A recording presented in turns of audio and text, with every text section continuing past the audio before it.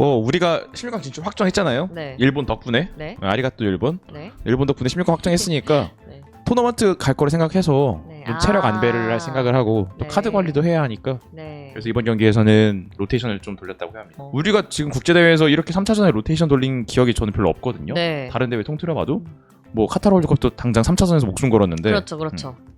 이렇게 3차전 좀 여유가 생기면 아무래도 부상 관리도 쉽고 체력 관리도 쉽고 전력 분석하기도 훨씬 유리합니다. 오, 좋네요. 아, 그리고 아까 많은 분들이 그렇게 말씀해 주셨어요. 오늘 젊은 조합이다. 그쵸. 풋풋하다. 풋풋하죠. U20 월드컵이니까. 그러네. 우리 또 젊은 우리 이제 또 YB잖아요. 그치. 달순의 YB 조합이에요. 그럼 달수영이랑 빨대형이랑 중계할 때 한 U40 정도 경기 되겠네. 그쵸, 그쵸. U50 정도. 막 그쵸, 피를로 U40. 칸나바로 나와야 하는 경기 아니야 거기는. 그치, 레전드 매치. 자, 수비 셋에. 안돼 은비 안돼. 은바이 나이스 태클. 오케이. 나이스 태클 황인택. 아, 좋았습니다. 황인택, 김지수. 이제 앞으로 우리나라 맞아요. 뭐 수비를 한 10년 정도 이끌어갈 수 있는 네. 후보 중에 하나죠. 후보 중에 2명. 골좀 아, 이건 잘 먹었어요. 우리 현우, 네. 문현우. 저는 이현우. 네, 그러니까요. 골키퍼는 문현우. 네. 문현우 골키퍼 너무 잘했습니다. 오! 아, 우와! 야! 우와! 우와! 되게 슬로우 모션이었어 이 장면이. 나 진짜 소름 돋았어. 너무. 이건 진짜 하늘이 도운 거 아니에요? 완전 문현우 골키퍼 잘 막았습니다. 1차로. 잘 막았어요. 자, 또 뚫렸습니다. 왼쪽. 아, 다행이다. 이 선수 오른발이야, 자, 이거 다행히. 불었어. 잠깐만, 이거. 분 거 같은데 심판이? 네. 옵사이드죠? 보장입니다. 보장. 보장이. 자, 이승준 다시 갑니다. 좋아, 이승준. 한번 접고. 접고. 아들은 오른발 잡이. 올렸어. 좋았어. 이거 굉장히 좋은 시도였어요. 키퍼. 저기서 애매하게 크로스 올리느니 차라리 골대로 강하게 때린 다음에 맞아. 골키퍼 맞고 나온 공을 노리는 게 훨씬 좋을 그러니까. 수 있어요. 자, 조별리그 모두 끝났습니다. U20 월드컵. 한국과 감비아의 경기가 네. 0대 0으로 끝났죠. 3차전에서. 네, 0대0. 사실 경기력만 봤을 때는 그렇게 만족스러운 경기는 아니지만 네. 그래도 0대0 무승부를 거두면서 우리나라가 조 2위로 16강에 올라갔습니다. 우리가 이거 3차전 하기 전에 제일 걱정했던 게 감비아전에서 패하면은 조 3위가 되어서 그렇죠. 브라질을 만날 수 있다. 네. 이 얘기가 있었는데 다행히도 그 시나리오는 만들어지지 않았고요. 네. 우리가 조 2위로 올라가게 되면서 16강에서 에콰도르를 만나게 됐습니다. 그렇습니다. 저희가 이 경기를 이제 치르기 전에 일본이 먼저 탈락을 하게 되면서 우리나라가 16강 확정을 지은 상태였잖아요. 그렇죠. 일본이 1승 2패를 한 덕에 네. 우리가 2경기 치른 승점보다 일본이 낮았죠. 3경기 치른 승점이. 그렇습니다. 우리가 조 3위를 하더라도 일본보다 앞서는 상황이었고. 네. 그래서 이번 경기에서 중요했던 건 우리의 16강 상대가 누가 되느냐. 그렇죠. 그게 가장 중요했죠. 그게 참 중요했어요. 근데 만약에 우리가 이 경기를 이겨서 1위로 올라간다면 누굴 만나게 됐었던 거죠? 그럼 우리가 뭐 우루과이를 만날 가능성이 높았죠. 그렇죠. 우루과이. 그리고 2위로 지금처럼 올라가면 에콰도르였고요. 3위가 되면 브라질을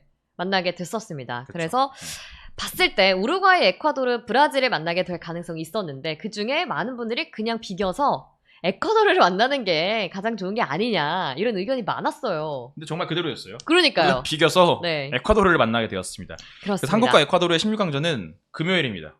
금요일 오전 6시. 네. 딱 6월 2일. 출근 준비하면서 보시면 될 것 같아요. 네. 딱 오늘과 같은 시간 되죠. 그렇죠. 그래서 오늘 경기 내용을 좀 한번 살펴볼까요? 오늘 경기 내용은 뭐 일단 팽팽하게 진행이 되는 듯 했는데 감비아 쪽에서 공격을 맹공을 많이 퍼붓는 장면이 나왔어요. 근데 하늘이 좀 한국을 도와준 장면이 있었습니다. 그러니까 전반전에 너무 답답했고 전반전에 우리나라가 참고로 슈팅이 없었습니다. 그렇죠. 연계. 슈팅 연계였는데 후반전에 그나마 김영학과 배준호가 들어오면서 네. 또 공격이 좀 풀리는 모습이 네. 보였고 우리가 공격을 하는 상황도 있었지만 확실히 감비아가 더 위협적인 찬스가 많았어요. 맞아요. 아까 말씀드린 것처럼 감비아 슈팅이 문현우 골키퍼 손에 네. 맞고 골대 맞고 나온 장면이 있었죠. 그렇죠. 근데 다행히도 골대 맞고 그 공이 감비아 선수한테 가지 않고 네. 문현우 다시 네. 홈으로 돌아와서 그러니까 골문으로 쇄도하는 선수가 있었단 말이에요, 그때. 네, 맞아요. 그러니까 그 선수 앞에 떨어질 수도 있는데 그게 어떻게 튕겨서 다시 우리 골키퍼 품에 안긴 게 와, 진짜 결론은 그거는 운이 좋았다. 정말 운이 좋았다. 우리 너무 운이 좋았다. 감비아는 갑자기 후반 들어서 막 공격을 퍼붓는 거예요. 어떻게든 골을 넣으려고. 왜 저러나 싶을 정도로 진짜 걱정을 많이 했는데 그래도 다행히 0대0으로 경기가 끝이 났습니다. 좋습니다. 그래서 16강 상대 에콰도르를 다시 한번 얘기할게요. 네, 에콰도르는 우리가 그동안 20세 이하에서 U20 대표팀에서 총 4차례를 만났습니다. 한국과 에콰도르가. 그래서 4차례의 성적은 3승 1패. 네. 우리가 총 3차례 이겼고요. 그리고 가장 최근 경기가 2019년 정정용 감독님이 이끌던 2019년 폴란드 U20 월드컵 대회에서 우리가 심지어 4강에서 만났어요. 네. 우리가 이강인 선수가 프리킥 준비할 때 이렇게 그러니까 탁해서 하다가 갑자기 바로 스루패스 찔러준 거를 최준 선수가 받아서 논스톱으로 오른발로 때려서 골 들어간 그 상대가 바로 에콰도르였습니다. 그 명장면이 탄생한 바로 그 경기. 그 경기가 상대가 에콰도르. 근데 그 에콰도르를 이번에 또 만납니다. 그렇죠. 물론 연령별 대표팀은 선수들이 다 바뀌니까 네. 전술도 그렇고 선수들도 그렇고 연속성은 없습니다. 하지만 그냥 재미로라도 이렇게 우리나라가 에콰도르랑 그동안 만났을 때 네. 항상 성적이 좋았다. 이런 거 알고 가시면 좋을 것 같고. 네. 그리고 에콰도르 이번 대회 성적을 한번 살펴볼까요? B조에 있었거든요. 네. B조가 사실 꿀조 중에 하나였어요. 이번 네. 대회에서. B조 1위부터 말씀드리겠습니다. B조 네. 1위는 미국이었습니다. 미국이 3전 전승으로 올라왔고 네. 에콰도르는 2승 1패로 조 2위 했습니다. 그렇습니다. 그 아래 슬로바키아와 피지. 네. 그러니까 피지에 에콰도르가 9대0 대승을 거뒀고요. 그래서 득실차가 플러스 9네요, 에콰도르는. 네. 그리고 이제 슬로바키아의 2대1 승리, 그리고 미국의 1대0 패를 당하고 올라오게 됐습니다. 물론 피지가 강팀은 아니지만 뭐 9골을 뽑아 넣었다라는 거. 피지는 3전 전패인데 네. 0득점 16실점이에요. 아이고. 3경기 동안 한 골도 못 넣고 16골을 내줬어요. 네. 그런 팀 상대로 이제 에콰도르가 골 폭풍을 했지만 네. 사실 우리가 볼 때는 크게 의미 있는 그런 경기는 아니라고 생각을 합니다. 음. 그리고 말씀드리는 순간 16강 경기가 모두 매치업이 확정이 됐어요. 네. 16강 경기를 한번 저희가 말씀을 드리겠습니다. 네. 한국이 에콰도르와 붙고요. 아르헨티나와 나이지리아가 만납니다. 아르헨티나와 나이지리아는 그동안 월드컵에서 자주 만난 상대잖아요, 서로. 그래서 이 방금 말한 네 팀 중에 승자가 8강에서 붙습니다. 네. 한국이 에콰도르를 꺾고 8강 올라간다. 그러면 붙죠. 베라노가 좋아하는 아르헨티나 혹은 나이지리아. 이 승자가 붙습니다. 네. 그럼 그 옆에 대진을 볼게요. 옆에 대진은 거의 월드컵 같은 대진표가 나왔는데요. 잉글랜드와 이탈리아가 붙습니다. 16강에서. 그 옆에는 콜롬비아와 슬로바키아가 네. 붙고요. 이 두 경기의 승자가 8강에서 만나고 브라질이 튀니지와 만납니다.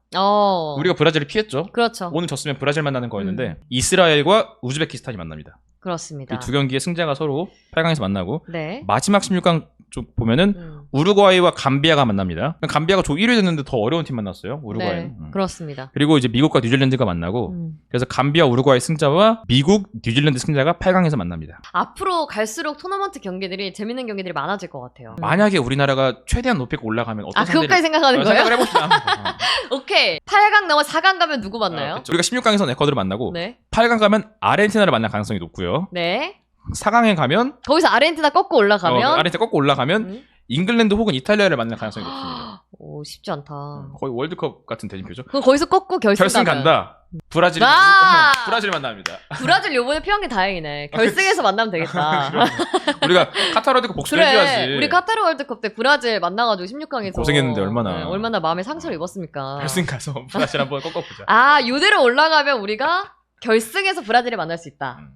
순서대로 에콰도르, 아르헨티나, 잉글랜드, 브라질. 그럼 거의 월드컵 우승 후보들 쫙 나열해놓은 그런 그렇네. 매치업인데. 네. 최대한 희망의 흐름을 돌리면 그 정도로 할 수 그렇죠. 있다. 호호의 설레발. 호호에서 그러니까. 참고로 우리나라가 이번 대회 디펜딩 챔피언이에요. 맞아요. 뭐가? 우리나라가 디펜딩 챔피언이라고 지금 이 대회. 왜? 왜냐면 저번 대회에서 한국이랑 우크라이나가 결승에서 만났잖아. 준우승했고.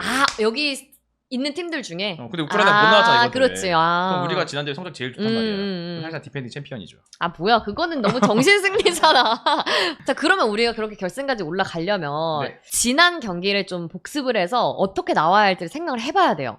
지난 조별리그 3경기를 종합으로 좀 정리를 해보려고 합니다. 자, 일단 먼저 프랑스전을 떠올리면 프랑스는 우리가 이겼죠. 너무 좋았잖아요. 기분. 2대1로 이겼죠. 근데 이기긴 했지만 양팀의 공격 슈팅이라든지 공격 전개라든지 점유하는 걸 보면은 우리가 경기력은 밀린 경기였어요.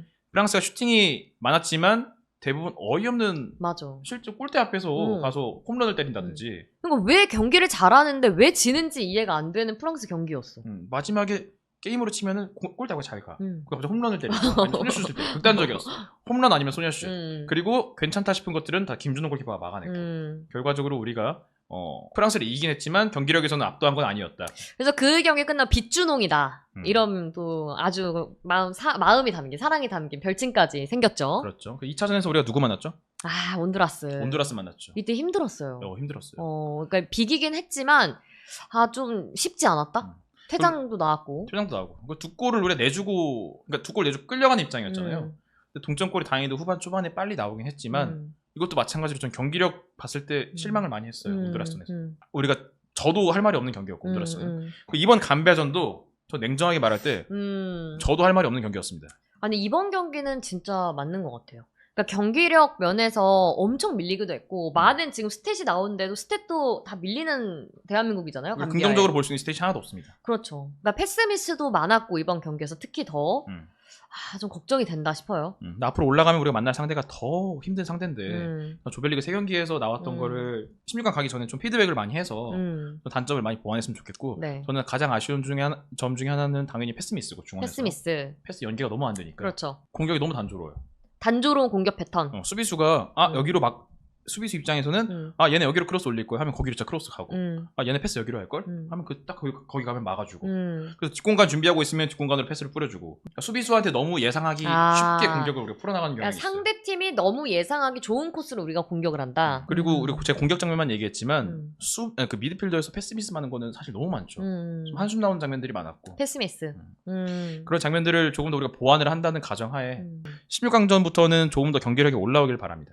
그리고 아까 오빠가 그 단조로운 공격 패턴 창의적이면 좋겠다라고 얘기했는데 아무래도 우리 감비아 선수들이랑 붙은 걸 보니까 체격적인 면이 너무 차이가 나는 거예요. 맞아요. 근데 이런 어떻게 보면 단점일 수도 있는 부분을 보완을 하려면 말 그대로 그 세트피스 상황에서 창의적인 플레이를 좀 했으면 좋겠거든요. 맞아요. 우리가 지금 그 육안으로 봐도 키 차이가 많이 나는데 크로스 올릴 때 계속 프리킥과 코너킥에서 다 크로스를 높이 올리더라고요. 그러니까 그게 그럼 계속 끊기니까 상대 선수에 의해서 받아줄 선수가 이영준밖에 없어요. 김지수랑. 근데 이 둘한테 수비수가 2명씩 붙어 있는데 싸움이 안 되죠 사실. 좀 패턴 플레이를 가져가면 어떨까? 짜서 패턴 플레이를 가져가는 게 어떨까? 그러면 한편 우리 세 경기 보면서 이런 점 정말 좋았다. 이건 잘 살려서 가져가야 된다.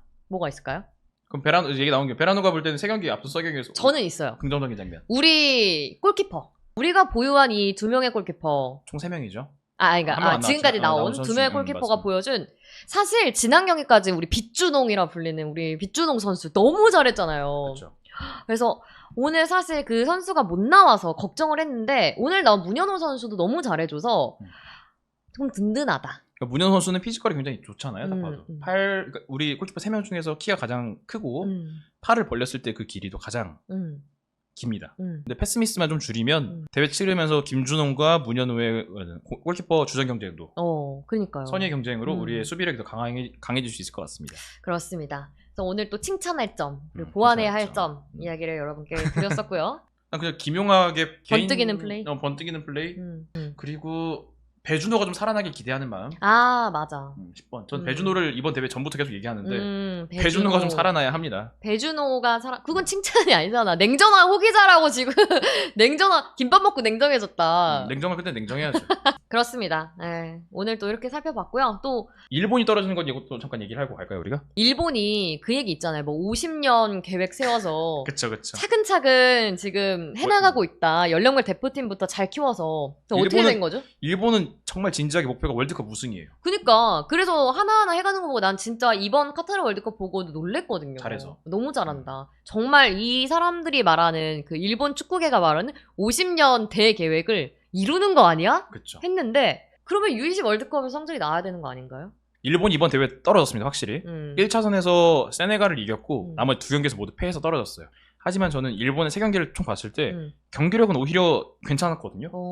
일본은 정말 운이 없는 케이스였어요. 그래, 경기력이 좋았어. 실점을 추가 시간에 케이스도 있고 아니면 슛 때리면은 페널티킥인데 막 골대 맞고 나가는 경우도 있고 결과는 못 챙겼지만 충분히 내용은 챙겼어요. 그리고 U20 월드컵이 사실 결과가 막 중요한 게 대회는 아니잖아요. 본선에서 막 성인별 대회 뭐 메이저 대회가 아니니까 아시안컵이나 월드컵처럼. 근데 저는 경기력만 놓고 봤을 때는 일본이 투자한 인풋이 언젠가는 아웃풋으로 나오지 않을까. 그러니까 단순히 떨어졌어 했을 때 탈락팀의 저조한 경기력을 떠올리기 쉬운데 그 정도는 아니었고 얘네가 올라왔어도 충분히 통할 수 있는 경기력이었다.